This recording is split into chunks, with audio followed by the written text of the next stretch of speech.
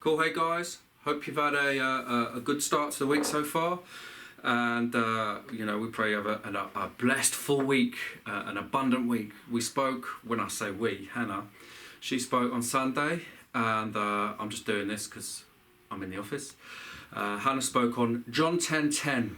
I have come that you might have life, and life to the full.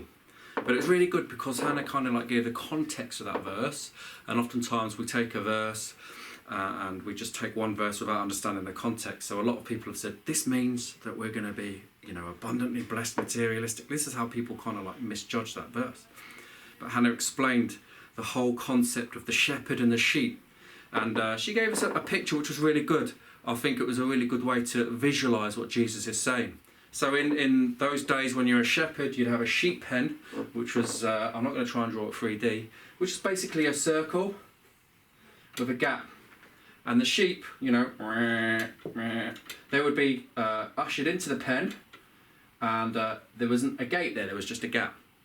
Now, the shepherd himself was the gate. He would sit here, so he sat there, and looking after the sheep.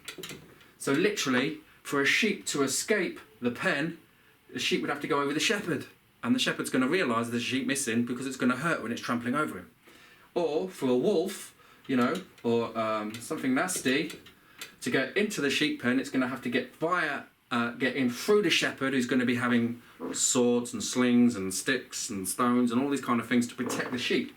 It's a really good picture of how Jesus takes care of us, Literally, to backslide, you have to kind of go through Jesus. You have to escape the pen, you have to go through Jesus. You have to ignore that conviction and that presence and that protection of Jesus. And it's so hard to, Jesus doesn't let us go.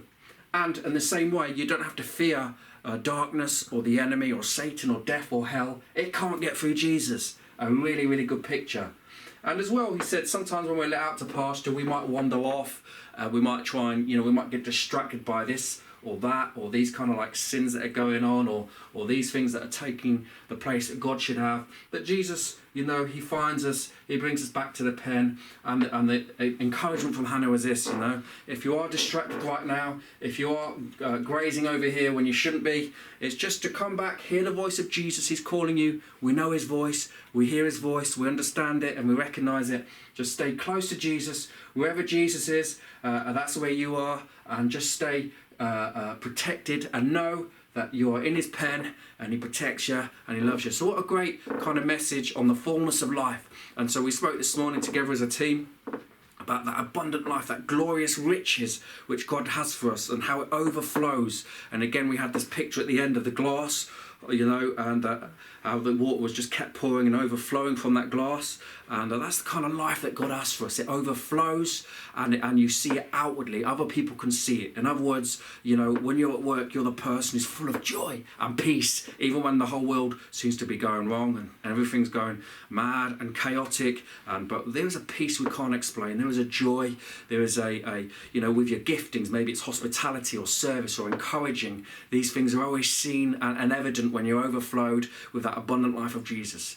We know it doesn't mean something materialistically. Sometimes God blesses us materialistically so we can be a conduit, not a container, so that we can bless others and be generous. But this is scripture. The fullness of this scripture is not talking about those materialistic things. It's talking about the blessings, the peace, the joy, the protection, the safety, and the love of God. So have a great week, discuss these things, pray together. And remember, live blessed, abundant lives this week and overflow so that everybody can see, man, there's something different about you. What is that life that is in you? I want that life. And just know that no matter what circumstances, no matter how difficult, no matter how chaotic, the peace of God and the love of God transcends understanding, and it can give you fullness of joy. Thank you. I'll see you Sunday.